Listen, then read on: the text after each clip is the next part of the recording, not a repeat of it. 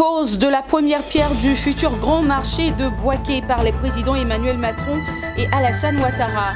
Un édifice présenté comme le plus grand de l'Afrique de l'Ouest. Dans la commune de Songon, la société immobilière Ivoire Construction dote les résidents d'une belle cité de 76 logements. Et puis cérémonie de clôture du programme Human Resource Business Partner de MTE Business School. Des professionnels des ressources humaines ont été honorés. Très heureuse de vous retrouver pour le journal. Madame, monsieur, bienvenue. Ouvrons-le avec une bonne nouvelle pour les populations de Bouaké, au centre de la Côte d'Ivoire. Après l'incendie qui a ravagé le Grand Marché en 1998, les populations rêvaient d'une nouvelle zone marchande. Eh bien, c'est chose faite. Les présidents Emmanuel Macron et Alassane Ouattara ont procédé ce dimanche à la pose de la première pierre du futur Grand Marché de Bouaké. Un édifice présenté comme le plus grand de l'Afrique de l'Ouest grâce à un prêt de l'Agence française de développement d'un montant global de 60 millions d'euros, soit 40 milliards de francs CFA. La suite avec Thio Chong et Charles Kakou. Un rêve en passe de devenir une réalité. Bouaké, la capitale du centre de la Côte d'Ivoire, aura bientôt son marché. Le président de la République française, Emmanuel Macron, et son homologue ivoirien Alassane Ouattara ont posé ce dimanche la première pierre du futur grand marché de Bouaké. Un centre commercial couvert, annoncé comme le plus grand d'Afrique de l'Ouest. Il sera construit sur une superficie de 9 hectares avec une capacité de 8000 places, donc 5000 boutiques et 3000 tables.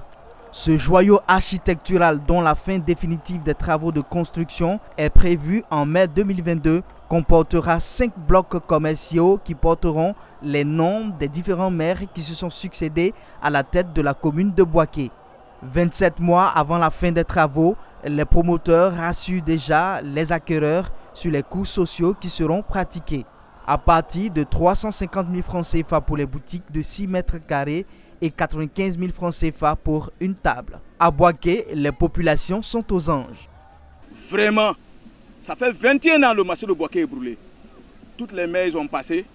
Et Dieu merci, ça a été une science. Notre marché, première pierre a été posée. Et on remercie le président français. Parce que c'est la France qui a financé. De ce projet, nous attendons la relance économique, le développement, l'émergence même en un mot pour Bouaké.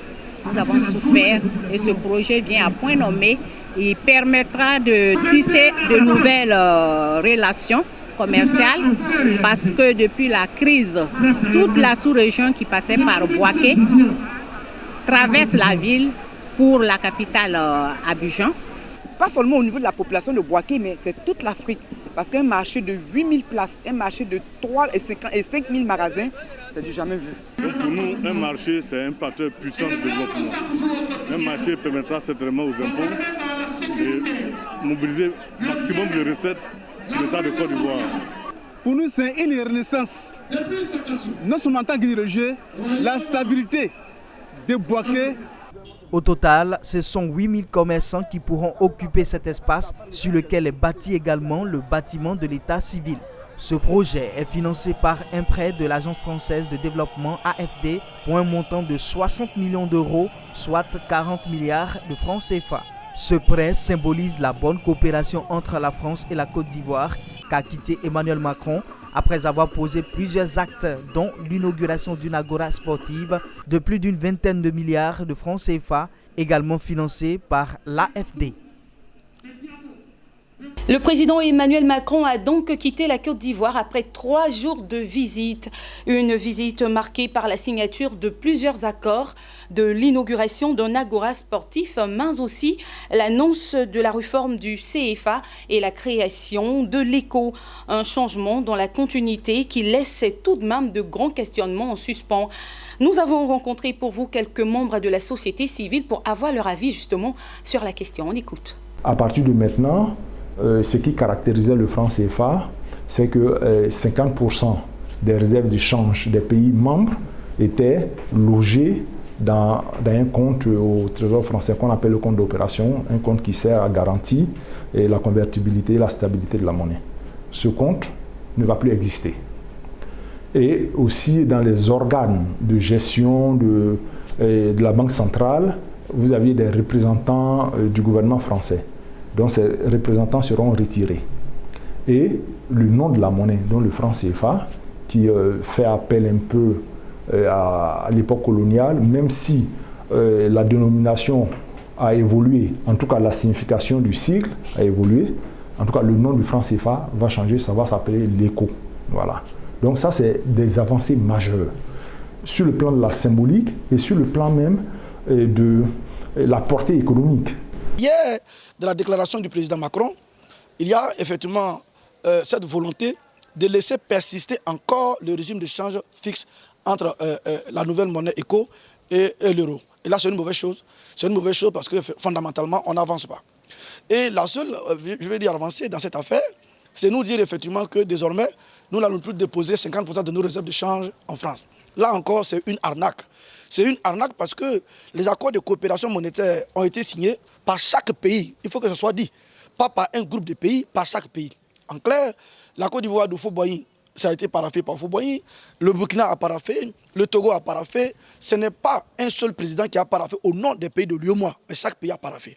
De ce point de vue, aussi longtemps qu'on ne va pas réunir peut-être à Paris ou bien en Afrique, ces mêmes présidents, pour que ces mêmes présidents signent un nouvel accord, je ne peux pas croire à vraiment une annonce médiatique que M. Macron a essayé de faire juste pour soutenir. On l'annonçait en titre, la société immobilière Ivoire Construction dote les résidents de cette localité d'une belle cité de 76 logements.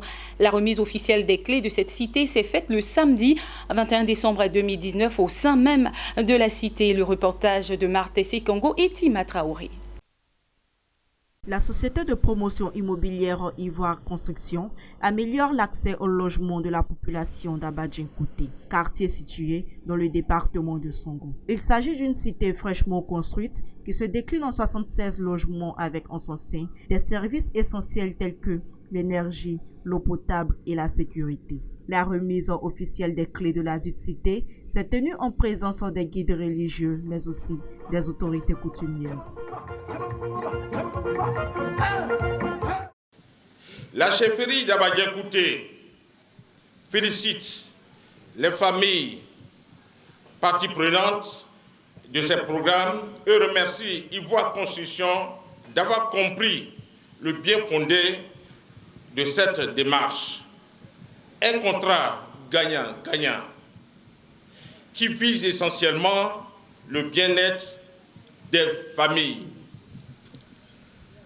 C'est ce type de contrat gagnant-gagnant que la chefferie d'Abadjin-Kouté conseille aux familles qui veulent céder leur terre.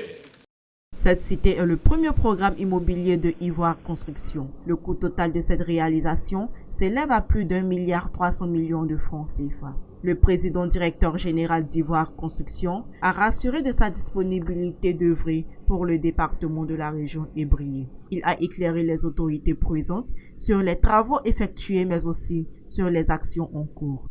Nous avons un deuxième programme qui est en phase finale de 135 logements. On a un troisième de 110 logements. Ça, c'est des logements de standing, de grand standing. Nous avons un quatrième qui est sur le point aussi de finir, de 140 logements. Et nous allons attaquer bientôt, en 2020, précisément en janvier, notre cinquième programme de 245 logements sur 10 hectares. Jumelé avec l'inauguration du nouveau siège social d'Abadjin-Kouté, Ivoire Construction a été créé dans l'objectif de défendre l'intérêt des copropriétaires, mais aussi pour améliorer le cadre de vie des riverains. Cette promotion immobilière prévoit entamer les travaux de son cinquième programme en janvier prochain. Nous vous en parlions il y a quelques jours. Les auditeurs du centre corporate de HEC Abidjan, Cocody, ont été formés à l'efficacité managériale, levier de performance et de développement de l'entreprise. C'était le vendredi dans les locaux de HEC Biétry au sud d'Abidjan. Le reportage de Walter Kofi. L'école d'enseignement supérieur HEC Abidjan Campus Biétry a organisé un cocktail dans le cadre de sa rentrée académique prévue le 6 janvier 2020. L'événement a été l'occasion d'échanges entre les auditeurs du centre HEC Corporate qui se sont instruits sur les outils managériaux nécessaires pour le développement des entreprises. L'efficacité managériale, levier de performance et de développement des entreprises. Voici le thème autour duquel les participants et auditeurs ont pu renforcer les aptitudes pour gérer au mieux leurs entreprises. Cette conférence, qui est la deuxième du genre organisée par le groupe, contribue au développement et à la compétitivité des entreprises ivoiriennes. Mais qu'ils ont retenu les 5 points développés. Le premier point, c'est de dire aux managers de se connaître soi-même avant de connaître les autres, mais en même temps, en plus de ses collaborateurs, connaître son équipe.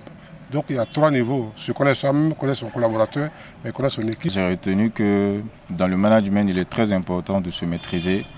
Voilà, et il ne faut pas aussi être le seul à tout faire, il faut pouvoir déléguer des tâches. Ce que j'ai retenu, c'est que pour être un bon manager, il faut se connaître soi-même en fait. C'est l'essentiel en fait, pour pouvoir se connaître soi-même, pour pouvoir en fait connaître les autres en fait. Ouvert en juin 2019, HEC Campus Biétry offre aux étudiants et professionnels des quartiers environnants la possibilité de bénéficier d'une formation de qualité et reconnue à l'international. Alors, c'est un cocktail de rentrée. Nous rentrons le lundi 6 janvier 2020 ici à Biétry. Et donc aujourd'hui, nous avons emmené tous nos auditeurs à être là. Nous organisons une conférence sur le management. Nous organisons aussi un mini-concert, donc on joint l'utile à l'agréable. Donc c'est vraiment, si vous voulez, le cocktail de rentrée pour le feu vert.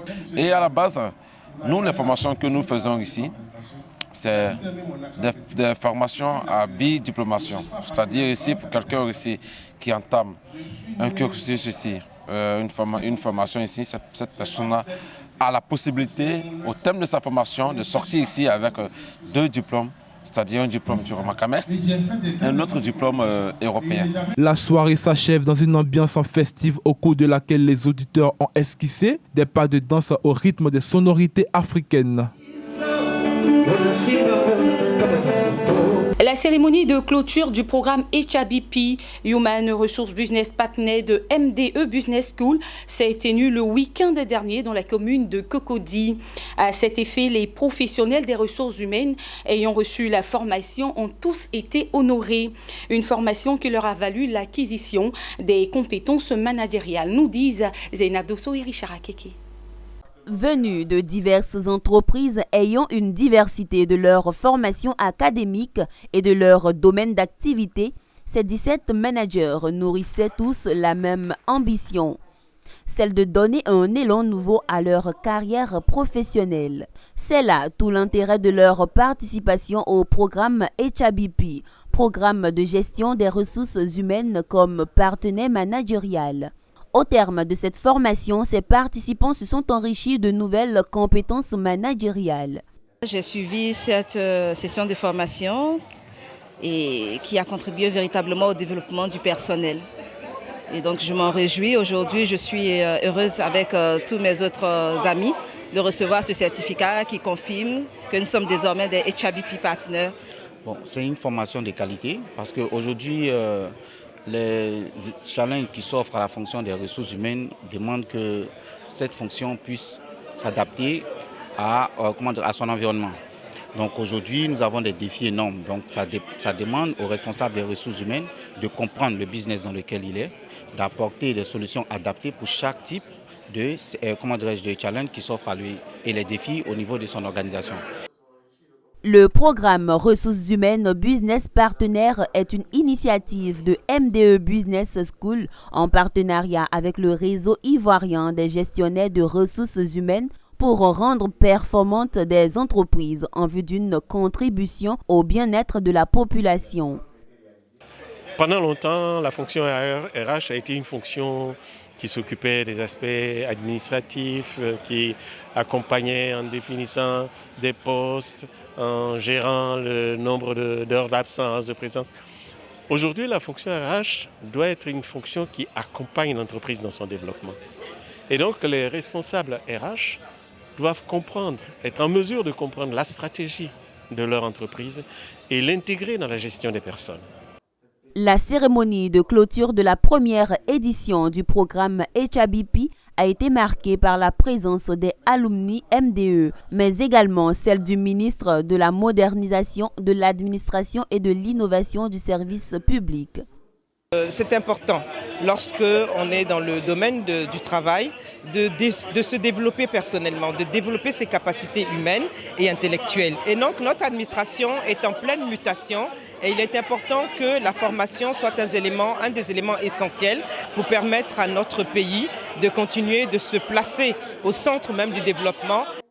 Conduit à travers 3 sessions d'une durée totale de plus de 6 jours, le programme HABP a permis aux participants de parcourir un ensemble de modules sur la comptabilité, le management et la connaissance de soi.